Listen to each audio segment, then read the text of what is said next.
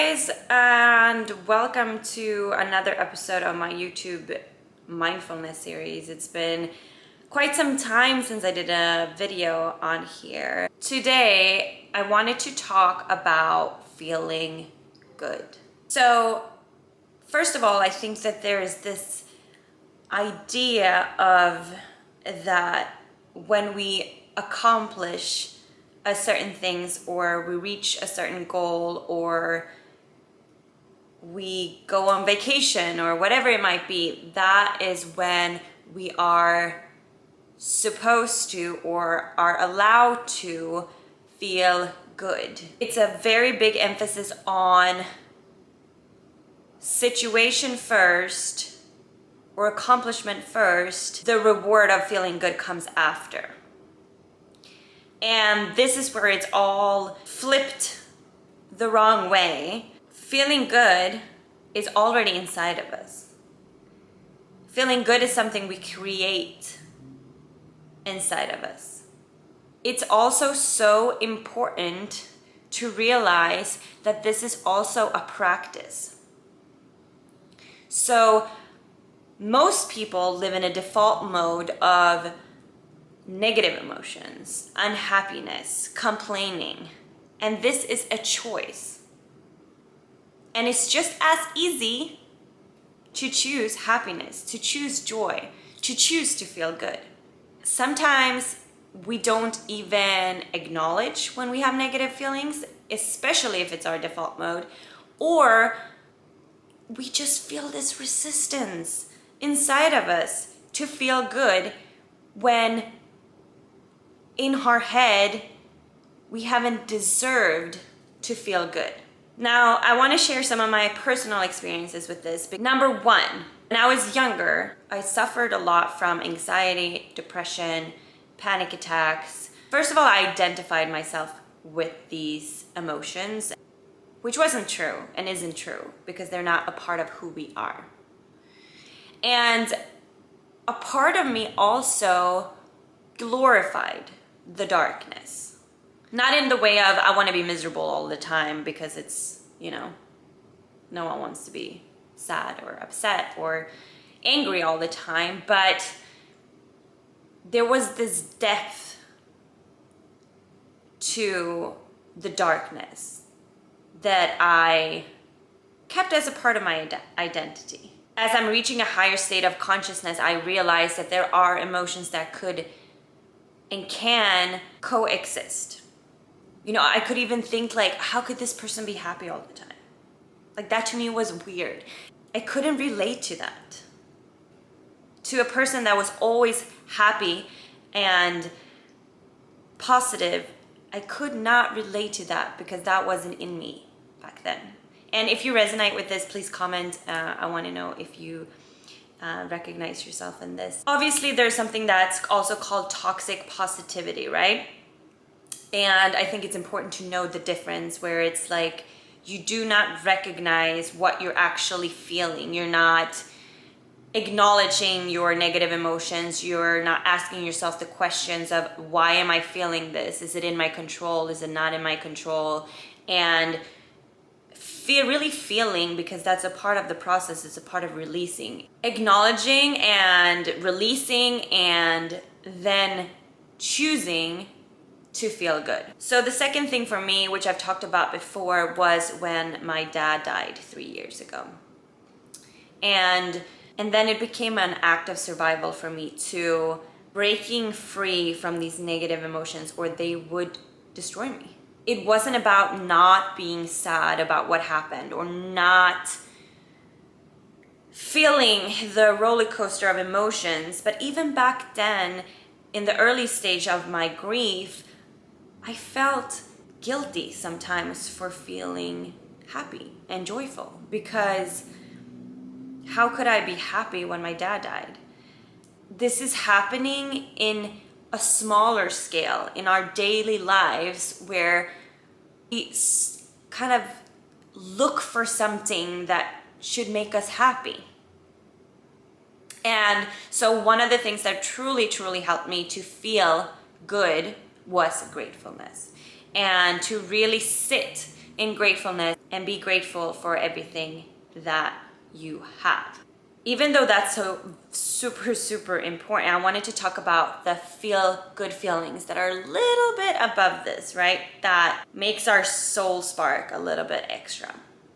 And again, it comes back to usually we expect this emotion to come with a promotion, a romantic relationship, a trip, right? That's when we are the happiest, when something is happening to us. But at the end of the day, you can find that bliss and that joy just by going inside. It comes back to energy, right? So whatever you're putting out, you will receive. And it's also important to make clear that just because you have negative thoughts, it doesn't mean negative things are going to happen to you. Again, it's about the process and acknowledging what is going on. And that actually allows us to grow and create a bigger self-awareness, which makes us even more in attraction mode to the things that we want in life, right? So when we cultivate self-awareness and we ask ourselves questions, we become more in tune with who we really are and our authentic self. And there is no greater attraction than to be completely in tune with who you are and what you want and who you want to be. You probably had those things where you get into a negative spiral, right? Who's ever been thinking negative thoughts and gotten into a negative spiral and creating crazy fucking stories in your head?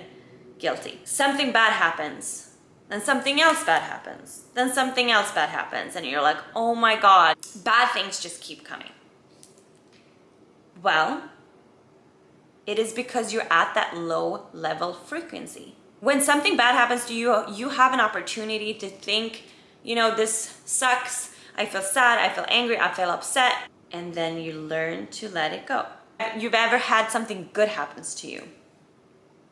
And then you're thinking to yourself, wow, I'm in flow, something good happens over there. Next day, something else happens. And you're in this synchronicity of good things happening to you. Because when that first thing happened, you heighten your energy level and your frequency. You're happy, you're magnetic, you're like, wow, universe loves me for giving me these awesome opportunities or whatever it might be, right?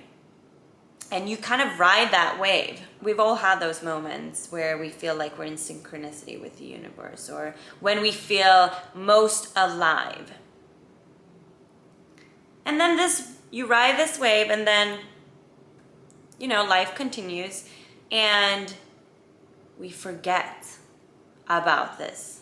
And it's so important to realize that this synchronicity is not attached to the first thing that happened. It is coming from your inner state of being, your frequency, your happiness, your level of excitement for life, your magnetic field. And so, again, it is a practice. I even had someone say to me, do you really wake up every morning and feel like, fuck yes? And yes, I do. Not every day, but 90% of the time I wake up and I am so grateful for my life. I am so grateful for my health, for my family, for my friends, for the life that I've created for myself. You deserve to feel the same way, and you can. And that is a whole different story of finding your power and creating your dream life, because that is in your hands and you can do that. If you are not waking up and you're not excited about your job, you're not excited about your partner, your friends, your living situation, whatever it might be, you have the power to change it. Coming back to the feel good and that it is a practice, there are things that you can do daily to feel good. And if you feel a resistance around this, it's even more important. It's funny because it does sometimes feel like you're resisting it. And that is just a very human thing to feel. A few tips. Write down what sets your soul on fire. What makes you feel the most alive? What makes you happy? What makes you excited? What makes you joyful? What makes you laugh? What turns you on in life? And you try to do these things as much as you can.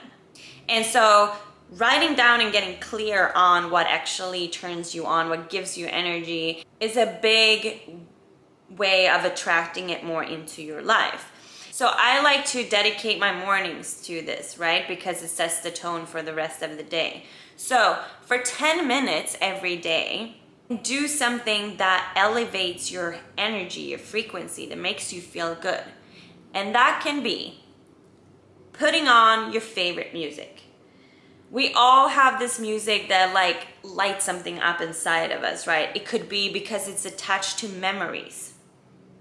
Put this music on.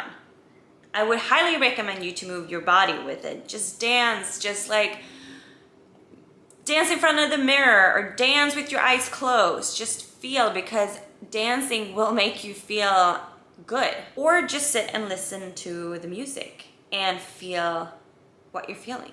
Really lean into it. So when you're feeling a little bit of like this feel good thing in your chest or in your stomach, wherever you're feeling it, go even deeper. Bring it out. Connect to it. And number 2 is connect to memories. It is completely safe to go back to past memories, past experiences. Think about that trip you took. Think about that concert you went to. Think about that kiss you had. Whatever it might be, those memories are safe. And your brain doesn't know if you're experiencing it now or it's in the past, which is super powerful, and also why it's so harmful to get wrapped up in negative experiences and dwelling, right? Because your brain doesn't know. So you're just like feeling these negative emotions even more and even more.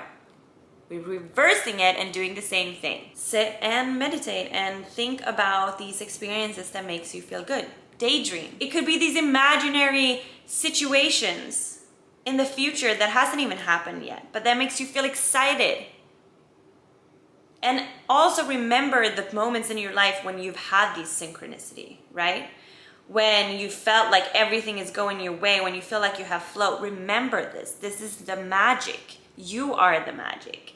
So remind yourself of these situations when it has happened and realize it starts from within. So I just encourage you guys to really sit down and use 10 minutes to feel good and to tap into those emotions. It is so powerful, and you don't need a reason to be happy. You are the reason.